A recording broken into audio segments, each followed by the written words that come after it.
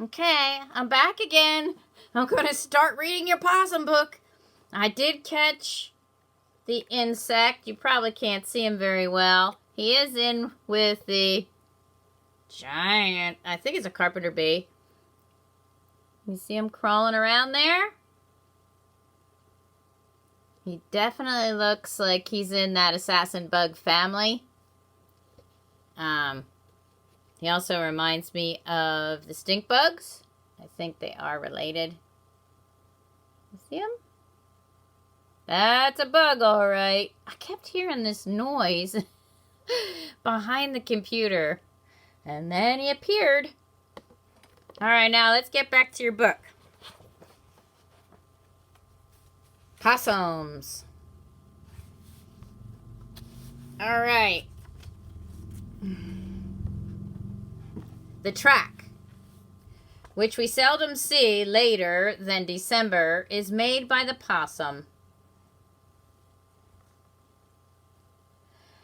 It looks like a deformed human hand.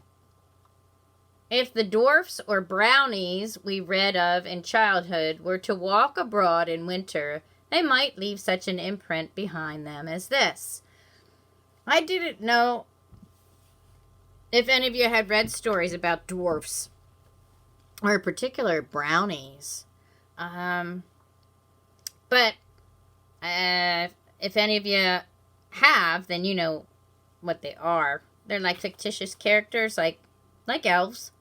Little, come out at night, help do household chores, things like that.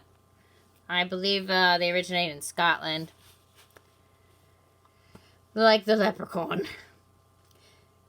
This track, which we seldom see later than December, is made by the possum. This animal is evidently multiplying in the land and is extending its range northward. 10 years ago, they were rarely found here, and now they are very common. I hear that they are very abundant and troublesome on parts of Long Island. That would be outside of New York. The hind foot of the possum has a sort of thumb that opposes the other toes, and it is the imprint of this member that looks so strange. So I want you to think about holding your hand out and then really stretching that thumb as far out as you can, and then if that would be in the mud, that would be the hind feet of the possum. It has this thumb kind of appendage, but it's longer.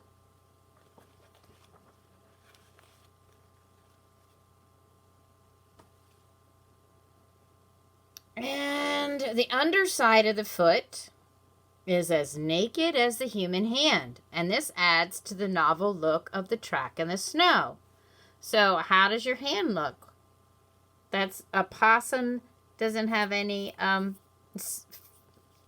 fur on the bottom. So it's going to look like skin. Or hide. Late in the fall, my hired man set a trap in a hole in hopes of catching a skunk. But instead he caught a possum by one of its 4 feet. That would be the front feet. The poor thing was badly crippled, and he kept it in a barrel for a couple of weeks and fed it to try and make amends for the injury that he had done. Then he gave it its freedom, and though the injured foot had not healed but a little. Soon after, he set his trap in the same hole, and to his annoyance, he caught the possum again, this time by one of the hind feet. Hind feet would be, the back feet.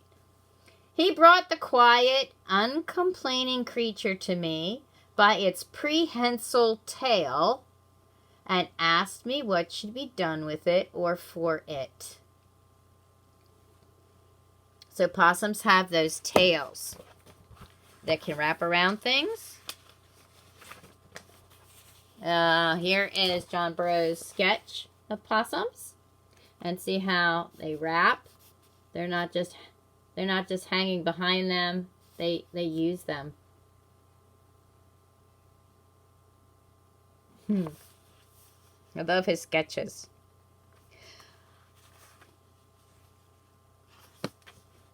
I would have never thought you could pick up a possum by the tail, especially a wounded one, and not get bit. But he did.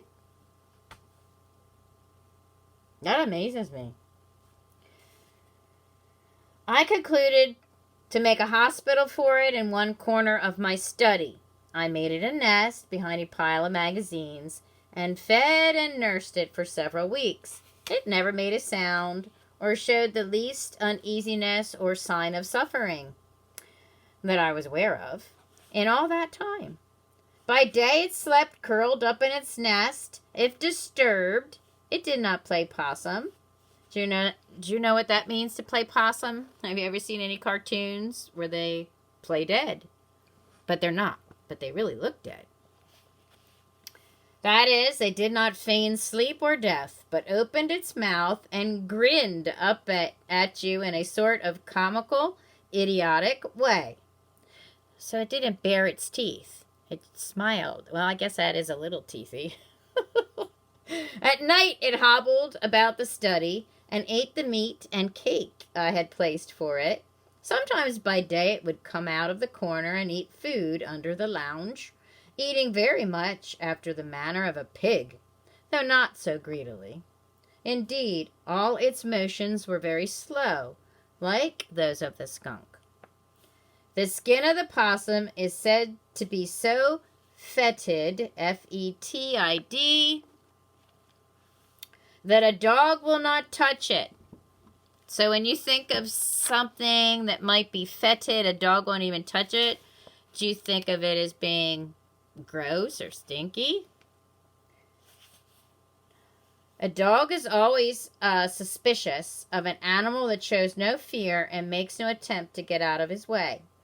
This fetidness of the possum is not apparent to my sense.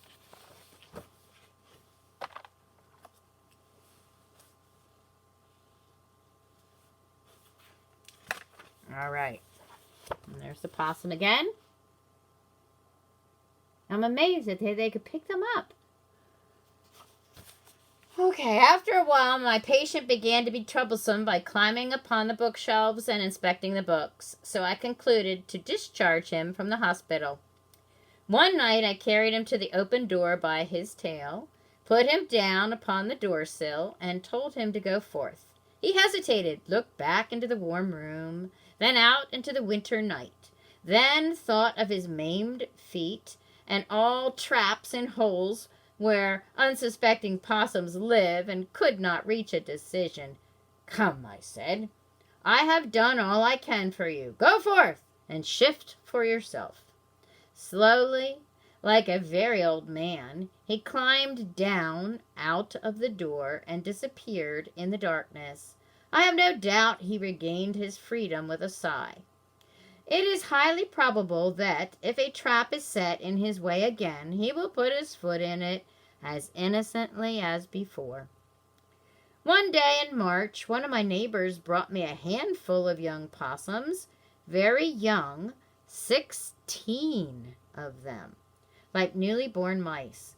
The mother had been picked up dead on the railroad, killed, as so often happens to coons, foxes, muskrats, and woodchucks, by the night express. That's like ooey gooey. Ventured on that railroad track. The young were in her pouch, each clinging to its teat, and they were dead. So, did you hear that word? Pouch. What other animals keep their young in a pouch? Can you think of a couple? Kangaroo. Yep. Koala bears. And possums are marsupials also, and they have pouches. And their teats are in there so the young can nurse.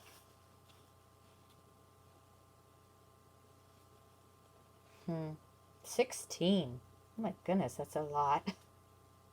I didn't know they had that big a litter. 16. And they were about the size of mice. After this, she frequently carries them about, clinging to various parts of her body, some with their tails wound around hers.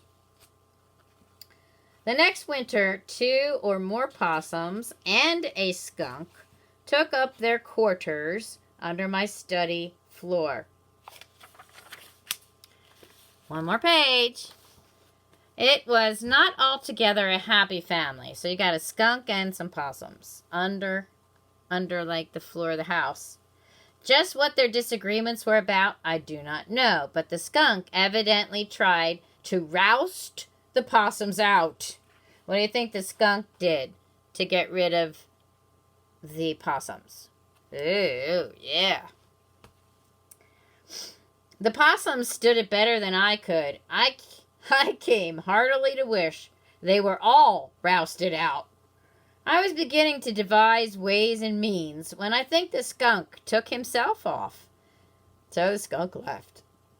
After that, my only annoyance was from the quarreling of the possums among themselves and their ceaseless fussing around under there, both day and night. At times they made sounds as if they were scratching matches on the underside of the floor. Then they seemed to be remaking or shifting their beds from one side to the other, and sometimes I think they snored in their sleep. One night, as I was going from the house to the study, I heard a rustling in the dry leaves and grass beside the path.